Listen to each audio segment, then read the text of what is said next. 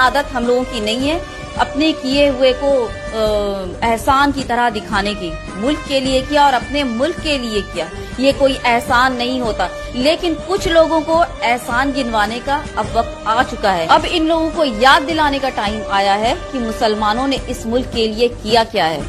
क्योंकि कुछ चीजें ना बोली जाएं तो वो आहिस्ता आहिस्ता धुंधली पड़ती जाती है और हम लोगों ने भी यही गलती की है। लेकिन अब ये गलती नहीं होगी। अब मुसलमानों ने क्या किया है ये बार बार सुनाती जाऊंगी, दिखाती जाऊंगी। तो ये जो अल्फाज इस्तेमाल करते हो ना कि हिंदुस्तान से निकल जाओ, तुम्हारे बाप की जागीर नहीं, कोई माई का लाल यहाँ से निकाल नहीं सकता। तुम्हारे बाप की जागीर नहीं, हिंदुस्तान हमारे बाप दादाओं का है और जितना हक तुम्हारा उतना हक हमारा। कोई हमारे जमीन से, हमारे मुल्क से हमें निकाल नहीं सकता, कोई माई का लाल। चाहे जितना चाहे प्रोपेगेंडा फैला लो, मुल्ले काटो, मुल्ले मारो, वो चाहे जितना कर लो, कुछ नहीं होगा। सिर्फ भौंकोगे और भौंक कर निकल लोगे, इससे ज्यादा और कुछ नहीं कर सकते। अब सुनते जाओ और देखते जाओ कि मुसलमानों ने अपने मुल्क के लिए क्या किया है। और तुम जैसे नफरत फैलाने वालों की औकात ही नहीं है। कुछ लोग, कुछ जो नफरत फैला रहे हो मुसलमानों के लिए, खास वर्ग के लिए, तुम जैसे लोगों की औकात नहीं है। देखते जाओ और सुनते जाओ। दिमाग हो तो दिमाग खोल कर देखना और कान हो तो कान खोल कर सुनना। वो अलग बात है कि दिमाग में गोबर भरा है, बात घुसेगी नहीं, दूसरे तरह से ही लोगे। लेते रहो, सच जो है वो हमेशा सामने आएगा और आता रहेगा। तुम्हारे बकवास करने से कुछ नहीं होता। क्या आप जानते हैं कि अंग्रेजों के खिलाफ लड़ाई लड़ने वाला पहला शख्स एक मुसलमान था।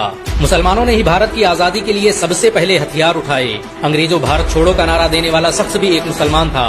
मुंबई में पैदा होने वाले यूसुफ मेहर अली ने ही 1942 में सबसे पहले इस नारे का प्रयोग किया।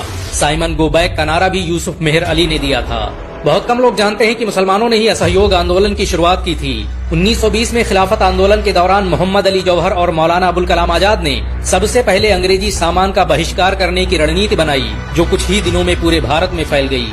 असहयोग आंदोलन में मुसलमानों ने बढ़ चढ़ कर हिस्सा लिया। भारत के सबसे बड़े शुगर व्यापारी हाजी सबू सिद्दीक ने अपनी शुगर फैक्ट्री पूरी तरह बंद कर दी। ये फैक्ट्री इतनी बड़ी थी कि इसके द्वारा बनाई गई शुगर पूरे इंग्लैंड में इस्तेमाल की जाती थी। बहुत कम लोग जानते हैं कि बाटा कंपनी भी मुसलमानों की थी, जिसे असहयोग आंदोलन के दौरान एक अंग्रेज ने खरीद लिया था। मुसलमानों ने इस आंदोलन के समर्थन में अपना सब कुछ कुर्बान कर दिया। आपको ये जानकर शायद हैरानी हो कि भगत सिंह का केस लड़ने वाला शख्स भी एक मुसलमान था। बैरिस्टर आसिफ अली ने भगत सिंह का केस तब लड़ा जब कोई भगत सिंह का साथ देने को तैयार नहीं था। अगर शोभा सिंह ने भगत सिंह के खिलाफ गवाही न दी होती तो भगत सिंह फांसी के फंदे पर चढ़ने से बच जाते। इंकलाब जिंदाबाद का नारा देने वाले हसरत मोहानी भी एक मुसलमान थे। उन्होंने ही भारत की आजादी की रूपरेखा तैयार की थी। इतिहासकारों के मुताबिक 1857 में होने वाले विद्रोह में 50,000 से अधिक उलमाओं को फांसी दी गई और लाखों मुसलमान सरेआम कत्ल कर दिए गए। 1857 में दिल्ली से लेकर कलकत्ता की रोड पर कोई ऐसा पेड़ नहीं था जिस पर मुस्लिम उलमाओं की लाशें न टंगी हों। मुसलमानों ने ही भारत की आजादी के लिए पहली जंग लड़ी। मैसूर के सुल्तान हैदर अली और उसके बेटे टीपू भारत की आजादी के लिए शहीद होने वाले पहले शासक थे। मशहूर क्रांतिकारी अशफाकुल्लाह खान सबसे कम उम्र में फांसी पाने वाले भारत के पहले व्यक्ति थे। औरंगजेब के शासनकाल में अंग्रेज कभी भारत में दाखिल न हो सके। बहुत कम लोग जानते हैं कि जय हिंद का नारा एक मुसलमान आबिद हसन सफानी ने दिया था। ये नारा आज भी भारतीय सेना और शासकीय प्रणाली में सम्मान स्वरूप इस्तेमाल किया जाता है। तिरंगे का निर्माण करने वाली सुरैया तैयब जी भी एक मुसलमान थी। उन्होंने ही भारत के राष्ट्रीय ध्वज। आपको ये जानकर शायद हैरानी हो कि भारत का पहला राष्ट्रीय गीत अजीमुल्लाह खान ने ही लिखा था।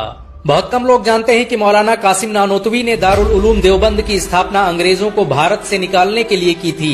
इस मदरसे का मकसद देश में ऐसे नौजवानों को पैदा करना था जो भारत की आजादी में योगदान दे सकें। रेशमी रुमाल आंदोलन की शुरुआत करने वाले मौलाना महमूदुल हसन और मौलाना उबैदुल्लाह सिंधी दारुल उलूम देवबंद के ही छात्र थे। मौलाना उबैदुल्लाह सिंधी ने सुभाष चंद्र बोस के साथ मिलकर भारत की पहली अस्थायी सरकार की स्थापना की थी और वह भारत के पहले गृह मंत्री भी थे। आपको ये जानकर शायद हैरानी हो कि मौलाना महमूदुल हसन ने ही 1920 में गांधी को महात्मा का लक़ब दिया। उनका ये नाम इतना मशहूर हुआ कि गांधी पूरी दुनिया में महात्मा गांधी के नाम से पुकारे जाने लगे। महमूदुल हसन ने ही हकीम अजमल खान के साथ मिलकर 1920 में जामिया मिलिया इस्लामिया यूनिवर्सिटी की स्थापना की थी ताकि भारतीय शिक्षा। हिंदुस्तान के मुसलमानों ने अपने देश के लिए और भी बहुत सारी कुर्बानियां दी हैं और बहुत सारी चीजें की हैं और इस तरह की वीडियो और भी लाती रहूंगी, और भी हैं मेरे पास। तो आखिर में बोलने का मकसद ये है कि हिंदू मुस्लिम जो भी हैं, सब धर्म एक साथ मिलकर चलो, क्योंकि देश की हालत बहुत खराब है। इस नफरत के चक्कर में और भी डूबती जा रही है। सच में अगर मुल्क की भलाई चाहते हो और देश की भलाई चाहते हो तो सब मिलकर एक साथ चलो, कोई अकेला नहीं चल सकता। ये 5 उंगली मिलकर एक मुट्ठी बनती है, एक उंगली को आराम से तोड़ा और मरोड़ा जा सकता है। तो ये जो भरम में बैठे हो ना, ये भरम अपना छोड़ो, सबको मुट्ठी बनाकर लेकर चलो साथ में। अगर सच में भलाई चाहते हो